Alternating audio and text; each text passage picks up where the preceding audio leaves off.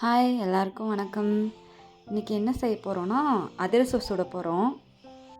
அதிரசத்துக்கு தேவையான மாவெல்லாம் எங்கள் அத்தை, அவங்க அம்மா, அப்புறம் என் சிஸ்டர் இன்லாம் 3 பேரும் பாவு காய்ச்சி ஊற்றி கலந்து கொடுத்துட்டாங்க. நான் கிளம்புறதுக்கு முன்னாடி நாள் தான் கலந்து கொடுத்தாங்க. இப்போ ஒரு 3 டேஸ் ஆச்சு. இப்போ மாவு வந்து நல்ல பதமாக இருக்குது. கையில் நல்லா எண்ணெய் தடவிட்டு தட்டி போட்டு எடுத்தால் நல்லா பூரி மாதிரி உப்பி மொறு மொறுன்னு வந்தது. டேஸ்ட்டும் சூப்பராக இருந்தது.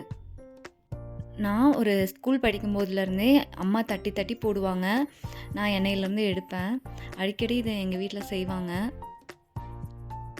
இந்த அதிரசத்துக்கு 6 படி அரிசிக்கு 4 கிலோ வெல்லத்தை பாவு காய்ச்சி ஊற்றியிருந்தாங்க.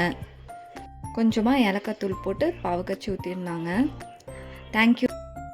ஓகே, நெக்ஸ்ட் வீடியோவில் பார்க்கலாம். பாய்.